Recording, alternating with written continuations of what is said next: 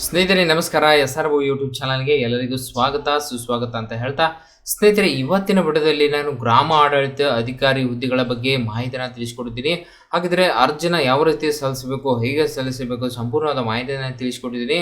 ನಂತರ ಸ್ನೇಹಿತರೆ ಆನ್ಲೈನ್ ಮೂಲಕ ನೀವು KE ವೆಬ್ಸೈಟ್ನ ಓಪನ್ ಮಾಡ್ಕೊಂಡಾಗ ಈ ರೀತಿ ವೆಬ್ಸೈಟ್ ಓಪನ್ ಆಗುತ್ತೆ. ನಂತರ ಸಬ್ಮಿಟ್ ಆನ್ಲೈನ್ ಅಪ್ಲಿಕೇಶನ್ ಮೇಲೆ ಕ್ಲಿಕ್ ಮಾಡಿದಾಗ ಈ ರೀತಿ ಮತ್ತೊಂದು ಪೇಜ್ ಓಪನ್ ಆಗುತ್ತೆ. ಇಲ್ಲಿ ಆನ್ಲೈನ್ ಮೂಲಕ ನೀವು ಅರ್ಜಿನ ಸಲ್ಲಿಸ್ಬೋದು. ಓಕೆ ಸ್ನೇಹಿತರೆ, ಅರ್ಜಿ ಸಲ್ಲಿಸೋಕ್ಕಿಂತ ಮುಂಚೆ ಇಲ್ಲಿ ನೋಡಿ, ನೀವು ಅಪ್ಲಿಕೇಶನ್ ಹಾಕೋವಾಗ ಇಲ್ಲಿ ನೋಡಿ select the district applying for, ಅಂದರೆ ಯಾವ ಜಿಲ್ಲೆನ ಸೆಲೆಕ್ಟ್ ಮಾಡ್ಕೊಳ್ತೀರಾ ಅಂತ ಇಲ್ಲಿ ಬರುತ್ತೆ.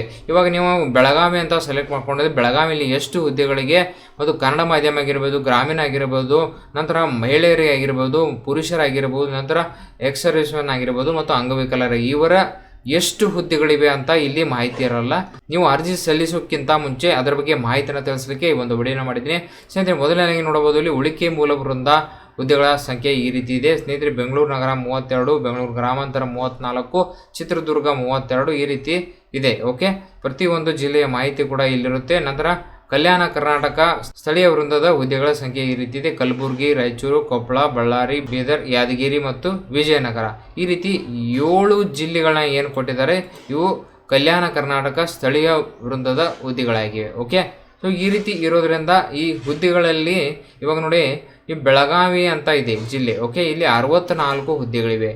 ಇದನ್ನು ಯಾವ ರೀತಿ ಚೆಕ್ ಮಾಡಬೇಕಂದ್ರೆ ಇಲ್ಲಿ ನೋಡ್ಬೋದು, ಈ ರೀತಿ ಕೊಟ್ಟಿರ್ತಾರೆ. ಬೆಂಗಳೂರು ಗ್ರಾಮಾಂತರ ಇದೆ. ಓಕೆ ನೋಡಿ, ಇಲ್ಲಿ ಬೆಂಗಳೂರು ಗ್ರಾಮಾಂತರಲ್ಲಿ ಎಷ್ಟಿದೆ, 34 ಹುದ್ದೆಗಳು. ಇಲ್ಲಿ ನೋಡ್ಬೋದು 34 ಒಟ್ಟು ಹುದ್ದೆಗಳಿವೆ. ಅದರಲ್ಲಿ ಬೆಂಗಳೂರು ನಗರ ಆಯಿತು, ನಂತರ ಇಲ್ಲಿ ಬೆಂಗಳೂರು ಗ್ರಾಮಾಂತರ 34 ಹುದ್ದೆಗಳು. ಸೊ ಈ 34 ಹುದ್ದೆನ ಕೊಟ್ಟಿದ್ದಾರೆ ಸ್ನೇಹಿತರೆ. ಇದರಲ್ಲಿ ಯಾವ ರೀತಿ ಚೆಕ್ ಮಾಡ್ಕೋಬೇಕಂದ್ರೆ, ಸೊ ನಂತರ ಇಲ್ಲಿ ಯಾವುದೇ ರೀತಿ ಮೀಸಲಾತಿ ಇಲ್ಲ, ಅಂದರೆ ಸಾಮಾನ್ಯ ಅಭ್ಯರ್ಥಿ ಅಂತ ಬರುತ್ತೆ. ಅದರಲ್ಲಿ 2 ಒಟ್ಟು ಸಾಮಾನ್ಯ ಅಭ್ಯರ್ಥಿ ಇತರೆ ಅಂತ ಬಂದಾಗ 9 ಹುದ್ದೆಗಳನ್ನ ಕೊಟ್ಟಿದ್ದಾರೆ. ಮಹಿಳಾ ಅಭ್ಯರ್ಥಿಗಳಿಗೆ 12 ಹುದ್ದೆಗಳು, ಗ್ರಾಮೀಣ ಅಭ್ಯರ್ಥಿಗಳಿಗೆ 8 ಹುದ್ದೆಗಳು, ಅಂಗವಿಕಲರಿಗೆ 3 ಹುದ್ದೆಗಳು, ನಂತರ ಮಾಜಿ ಸೈನಿಕರಿಗೆ 1 ಹುದ್ದೆ, ಕನ್ನಡ ಮಾಧ್ಯಮಕ್ಕೆ 1 ಹುದ್ದೆ, ನಂತರ ಯೋಜನಾ ನಿರಸಿ ಯಾವುದೇ ರೀತಿಯಲ್ಲಿ ಮೀಸಲಾತಿನ ಕೊಟ್ಟಿಲ್ಲ. ಈ ರೀತಿ ನೀವು ಇಲ್ಲಿ ಚೆಕ್ ಮಾಡ್ಕೊಳ್ಳೋ. ನಂತರ ನೀವು ಪರಿಶಿಷ್ಟ ಜಾತಿ ಅಂತ ಬಂದಾಗ ಒಂದು ವೇಳೆ ನೀವು ಸಾಮಾನ್ಯ ಅಭ್ಯರ್ಥಿಯಲ್ಲಿ ಕೂಡ ಒಂದು ತೆಗೆದುಕೊಳ್ಬೋದು. ಮಹಿಳಾ ಅಭ್ಯರ್ಥಿಯಾಗಿದ್ದರೆ 2 ಹುದ್ದೆಗಳು ಬರುತ್ತೆ. ನಂತರ ಗ್ರಾಮೀಣ ಅಭ್ಯರ್ಥಿ ಅಂತ ಬಂದಾಗ ಇಲ್ಲಿ 2 ಹುದ್ದೆ ಇದೆ. ನಂತರ ಅಂಗವಿಕಲರು ಏನಾದರೂ ಇದ್ದರೆ 1 ಹುದ್ದೆ ಇದೆ. ಸೊ ಇಲ್ಲಿ ಕೂಡ ನಿಮಗೆ ಮೀಸಲಾತಿ ಸಿಗುತ್ತೆ. ಒಂದು ವೇಳೆ ಪರಿಶಿಷ್ಟ ಜಾತಿ ಮಾತ್ರ ಇರುತ್ತೆ, ಅದರಲ್ಲಿ ಮಹಿಳೆಯರಾಗಿದ್ದರೆ 2 ಹುದ್ದೆನ ಸಲ್ಲಿಸ್ಬೋದು, ಪುರುಷ ಆಗಿದ್ದರೆ 1 ಹುದ್ದೆನ ಸಲ್ಲಿಸ್ಬೋದು. ನಂತರ ಇಲ್ಲಿ ಮಹಿಳೆಯರು ಕೂಡ ಆಗಿದ್ದರೆ 2 ಹುದ್ದೆ, ಮತ್ತು ಗ್ರಾಮೀಣ ಆಗಿದ್ದರೆ ಇಲ್ಲಿ 2 ಹುದ್ದೆ ಬರುತ್ತೆ.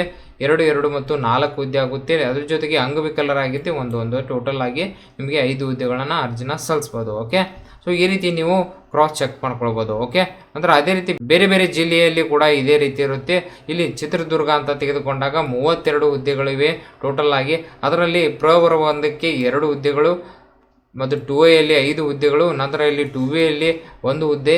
ಈ ರೀತಿ ಕ್ರಮವಾಗಿ ಒಂದೊಂದು ಹುದ್ದೆ ಇದೆ. ನಂತರ ಪರಿಶಿಷ್ಟ ಜಾತಿಯಲ್ಲಿ 5 ಹುದ್ದೆ, ಪರಿಶಿಷ್ಟ ಪಂಗಡದಲ್ಲಿ 3 ಹುದ್ದೆ, ಮತ್ತು ಸಾಮಾನ್ಯ ಅಭ್ಯರ್ಥಿ ಅಂದರೆ ಯಾವುದೇ ರೀತಿ ನಿಮಗೆ ಜಾತಿ ಪ್ರಮಾಣ ಇರಲಿಲ್ಲ ಅಂದರೆ ಅದರ್ ಕ್ಯಾಟಗರಿ ಅಂತ ಇರ್ತೀವಿ ನೋಡಿ. ಇಲ್ಲಿ ಅಪ್ಲಿಕೇಶನ್ ಹಾಕೋವಾಗ ಇಲ್ಲಿ ನಿಮಗೆ ಏನು ಕೇಳುತ್ತೆ ಅಂದರೆ GM ಅಂತ ಸಾಮಾನ್ಯ ಅಭ್ಯರ್ಥಿ, ಯಾವುದೇ ರೀತಿ SC ST ಕ್ಯಾಟಗರಿ 1 ಯಾವುದೇ ರೀತಿ ನಿಮಗೆ ಜಾತಿ ಪ್ರಮಾಣ ಪತ್ರ ಇರಲಿಲ್ಲ ಅಂದರೆ GM ಅಂತ ಸೆಲೆಕ್ಟ್ ಮಾಡಿದಾಗ ಅವಾಗ ಏನಾಗುತ್ತೆ, ಇಲ್ಲಿ ಸಾಮಾನ್ಯ ಅಂತ ಇದೆ ನೋಡಿ. ಸಾಮಾನ್ಯ ಅಭ್ಯರ್ಥಿ ಟೋಟಲ್ ಆಗಿ ಎಷ್ಟಿದೆ, 14 ಹುದ್ದೆಗಳಿಗೆ ನಿಮಗೆ ಅರ್ಜಿನ ಸಲ್ಲಿಸಬೇಕು. ಈ ರೀತಿ ನೀವು ಪ್ರತಿಯೊಂದು ಜಿಲ್ಲೆನ ಮಾಹಿತಿನ ತಗೊಳ್ಬೋದು. ಇಲ್ಲಿ ನೋಡಿ, ನಂತರ ಇಲ್ಲಿ ಕೋಲಾರ ಅಂತ ಇದೆ. ಕೋಲಾರಲ್ಲಿ ಎಷ್ಟು ಕೊಟ್ಟಿದ್ದಾರೆ, ಇಲ್ಲಿ 20 ಹುದ್ದೆಗಳಿಗೆ ಸಾಮಾನ್ಯ ಅಭ್ಯರ್ಥಿ ಅಂತ ಇರುತ್ತೆ. ಈ ರೀತಿ ನೀವು ಚೆಕ್ ಮಾಡಿಕೊಂಡು ನಿಮಗೆ PDF ಬೇಕಂದರೆ ನಾನು ವಿಡಿಯೋ ಡಿಸ್ಕ್ರಿಪ್ಷನಲ್ಲಿ ಕೊಟ್ಟಿರ್ತೀನಿ.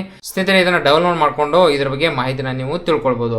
ಸ್ನೇಹಿತರೆ ಇವತ್ತಿನ ವಿಡಿಯೋದಲ್ಲಿ ಗ್ರಾಮ ಆಡಳಿತ ಅಧಿಕಾರಿ ಹುದ್ದೆಗಳಿಗೆ ಅರ್ಜಿ ಸಲ್ಲಿಸೋಕ್ಕಿಂತ ಮುಂಚೆ ಪ್ರತಿ ಒಂದು ಜಿಲ್ಲೆಯ ಮಾಹಿತಿನ ಪಡ್ಕೊಂಡು, ನಂತರ ಸೊ ಯಾವ ಮೀಸಲಾತಿಗೆ ನಮಗೆ ಎಷ್ಟು ಹುದ್ದೆಗಳಿವೆ ಅಂತ ಚೆಕ್ ಮಾಡಿಕೊಂಡು ನಂತರ ಅರ್ಜಿ ಸಲ್ಲಿಸಿ ಅಂತ ಹೇಳ್ತಾ, ಸ್ನೇಹಿತರೆ ಇವತ್ತಿನ ವಿಡಿಯೋನ ಇಲ್ಲಿಗೆ ಎಂಡ್ ಮಾಡ್ತಿದ್ದೀನಿ. ಸ್ನೇಹಿತರೆ ಈ ವಿಡಿಯೋ ನಿಮಗೆ ಇಷ್ಟವಾಗಿದೆ ಲೈಕ್ ಮಾಡಿ, ಸಬ್ಸ್ಕ್ರೈಬ್ ಮಾಡಿ, ತಪ್ಪದೇ ತಮ್ಮ ಬಂಧು ಮಿತ್ರರಿಗೆ ಶೇರ್ ಮಾಡಿ ಅಂತ ಹೇಳ್ತಾ, ಅಲ್ಲಿವರೆಗೆ ಮುಂದಿನ ವಿಡಿಯೋದಲ್ಲಿ ಭೇಟಿ ಆಗ್ತೀನಿ. ಜೈ ಹಿಂದ್, ಜೈ ಕರ್ನಾಟಕ.